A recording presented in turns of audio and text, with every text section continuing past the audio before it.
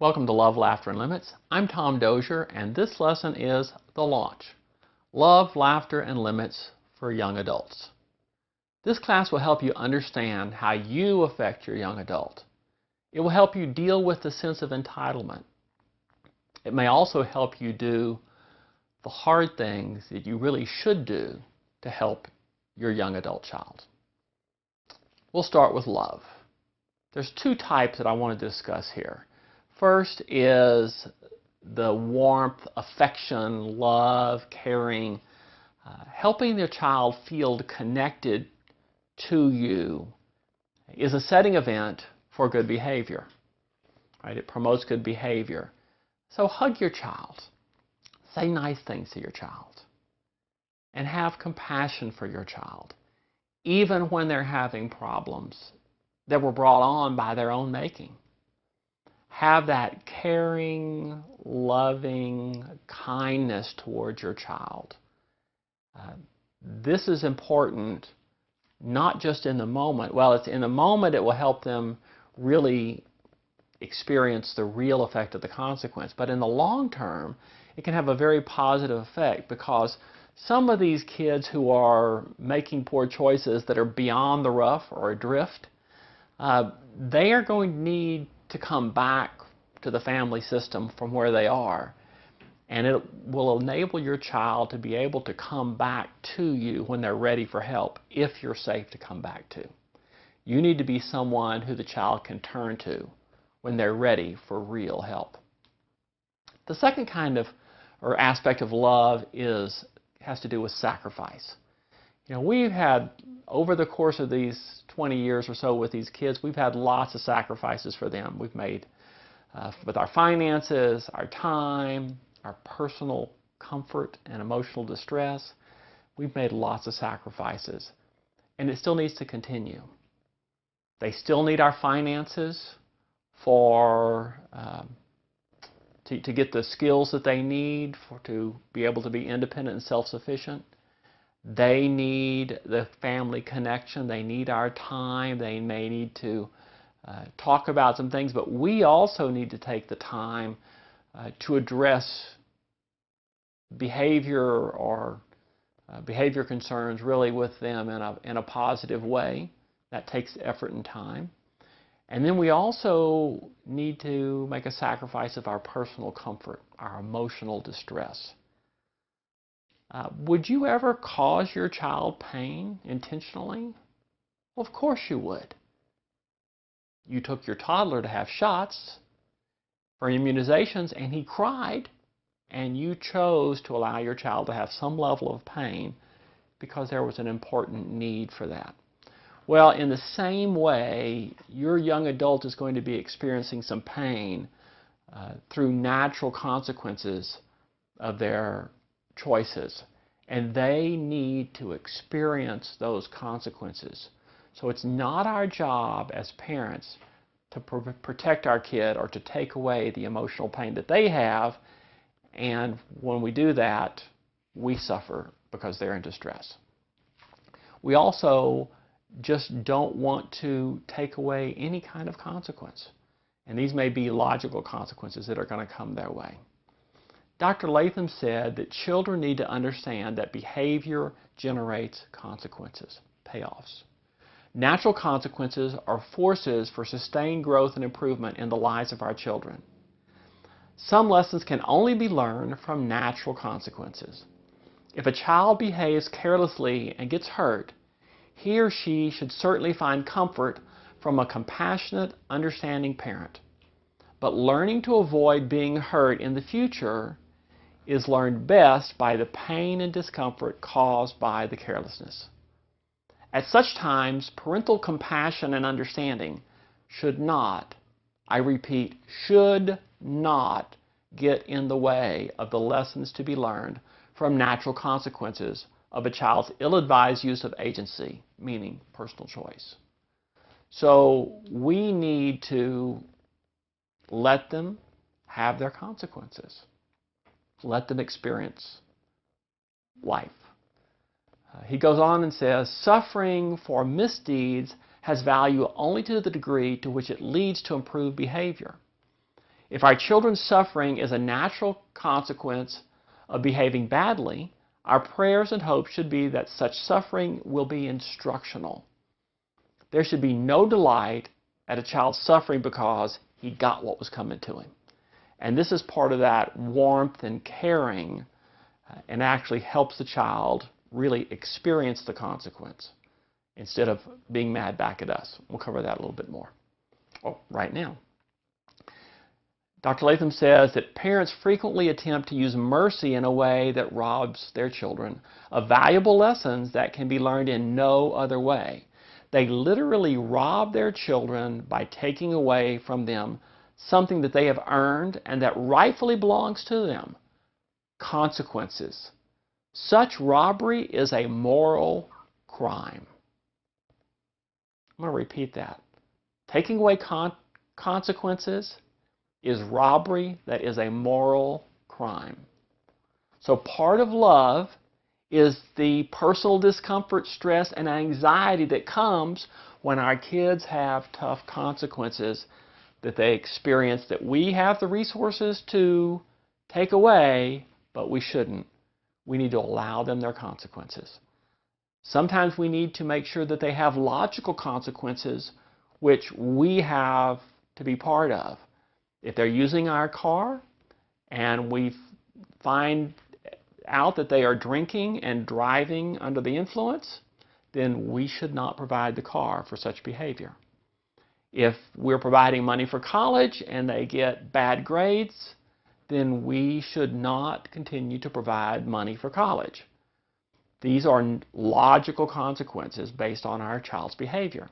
Natural consequences would be getting caught drinking and driving and getting a DUI or a DWI, depends on where you are, what you call it. And the child should pay all the cost associated with that DUI. That means they should pay the fine, the court costs, they should pay the increase in insurance if they can still get insurance. It should be their costs. We need laughter in our homes. We need a positive atmosphere. You see, a positive atmosphere is a setting event for good behavior, for connectedness. So we need to have positive interactions with our kids, just the coming and goings. We need to have positive expectations of our kids.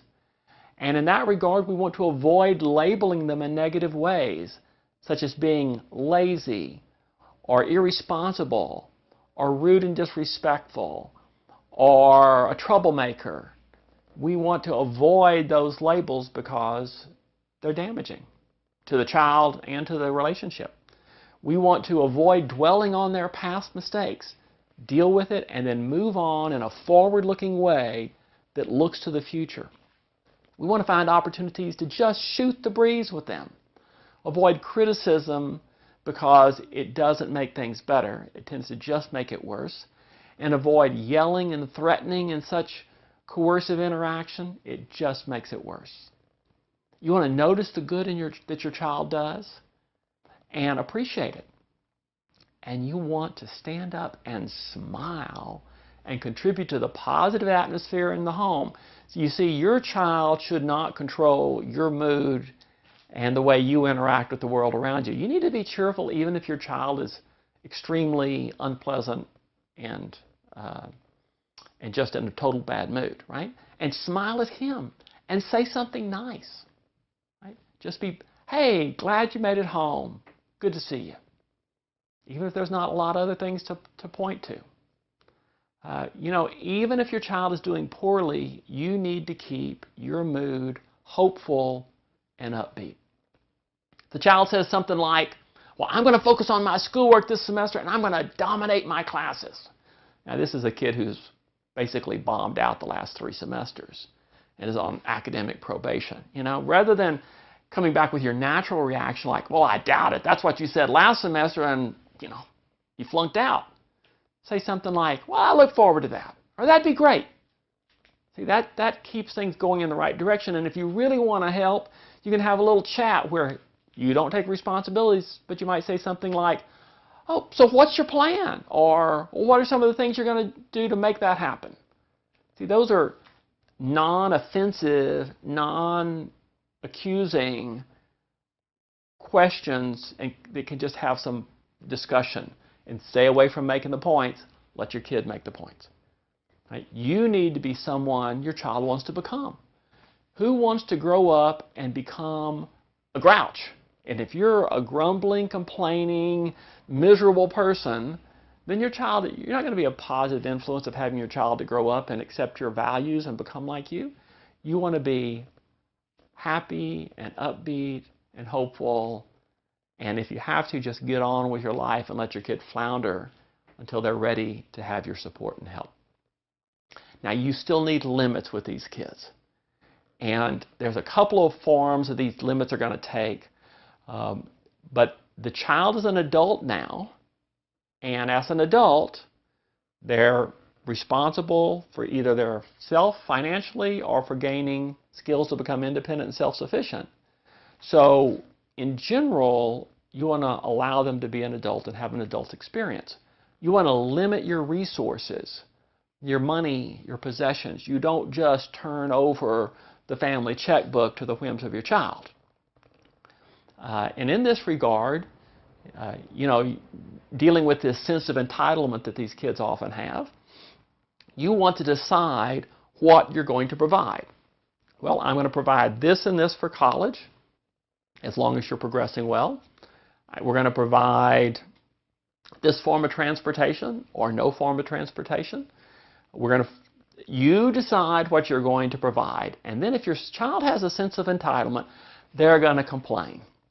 They're going to say, but everybody else's parents gets them a new car to go off to college, but everybody else's parents buys them good clothes to wear, but everybody, and you're just going to have to listen to some of that and respond in a calm, controlled way by saying something like, I know you would like us to buy you a new car to take to college, and I know you'd like to have a car to take to college, but we're not going to provide one for your freshman year.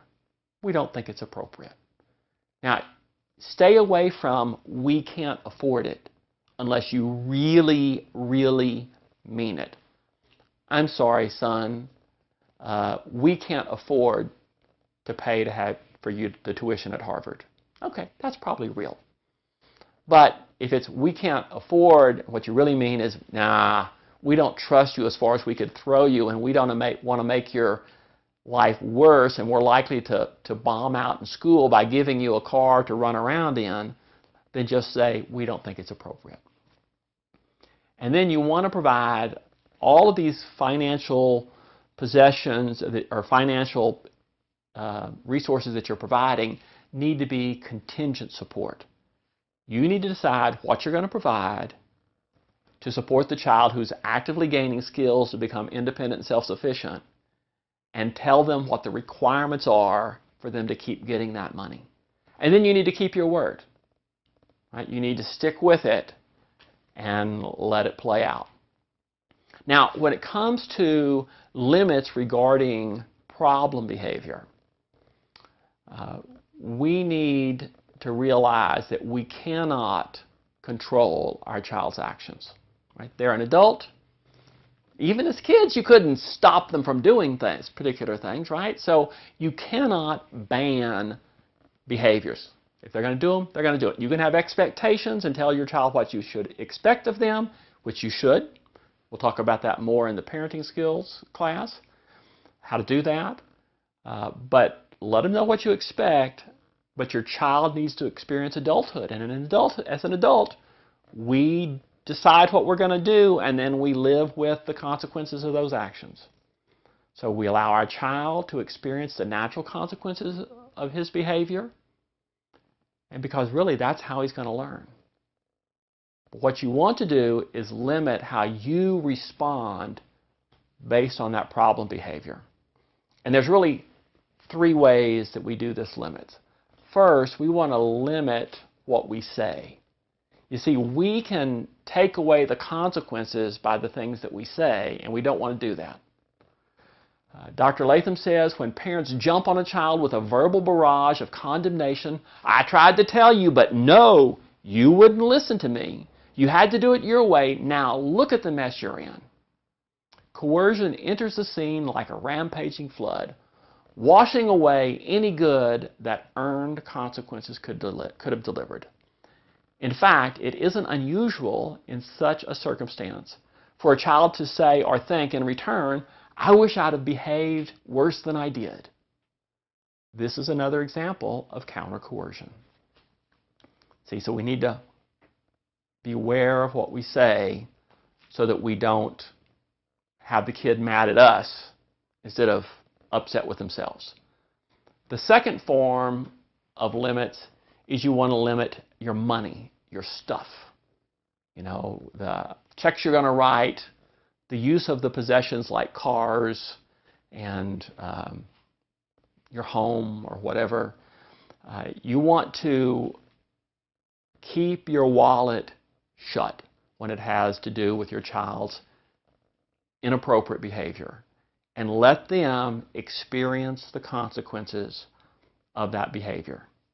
So we don't want to take away the consequence by providing money or, you know, the car or whatever kind of goods by, you know, stocking up their refrigerator every month. We don't want to take away their consequence by using our personal resources.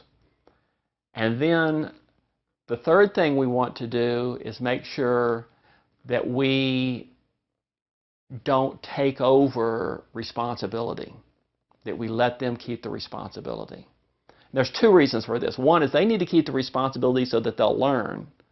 And the second thing is that if we take responsibility, they're going to end up and be mad at us if it doesn't work out.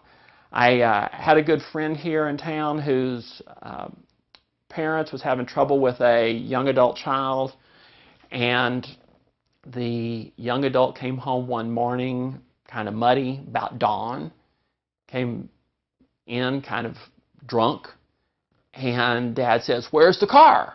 He says, "Oh, it's down in the, you know, I ran off the road, it's down back at so-and-so place, and it's in the ditch." And Dad goes, "Well, you've got to get that car. You've got to go to work this afternoon, and you're going to need that car to get to work. Now, come on, we're going to go get it right now." Dad took responsibility. They went back to the car. They were trying to get the car out of the ditch. The police pull up. Whose car is this? Who was driving? The kid got a DUI ticket. Now, who is the child mad at? Are they upset with themselves for driving under the influence and having their car stuck in a ditch? No. He's mad at Dad for making him go back to the car and get the DUI. So if it doesn't work out, the kid's going to be mad at us. So we're best to stay back, and we may provide some assistance, but we need to let them have the responsibility. When it comes to limits, we've got to keep our word. We need to be predictable and trustworthy. If we say we're going to do something, we need to do it. If we say we're going to do this, if you do that, we need to keep the contingency. We need to keep our word. Remember, stealing consequences is a moral crime. Do not steal from your children. And worse than stealing the learning opportunity from your children, what you're actually doing is teaching them the wrong lesson, which is, it doesn't matter what I do, Dad will take charge. I don't have to worry about the things I do. So, as a parent who loves your child, it's your job to do what's best for your child, even if it's unpleasant for you. So in summary, we need to love our young adult child, right? That unconditional love, warmth, caring, affection, right? Understanding, empathy. But we need to keep our wallet shut.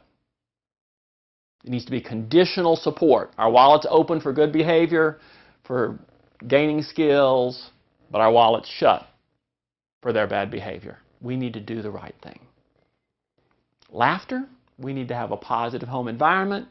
We need to be a good example of good behavior. We need to have this positive interaction which promotes their good behavior and their connection to us and the family. And then we need limits. We need to resist our child's sense of entitlement. We need to decide what we're going to provide and then leave it at that. Stick to it. Right? We need to provide contingent support for their gaining skills, meaning that they have to produce results to continue getting the support. We need to limit what we say so that we don't have them mad at us instead of mad at themselves when they behave poorly. We need to limit our finances and resources so that we don't take away the financial impact of their poor behavior. And then we need to limit the way we try to take responsibility and bail these kids out so that they can experience the real consequences of their behavior. And this is hard.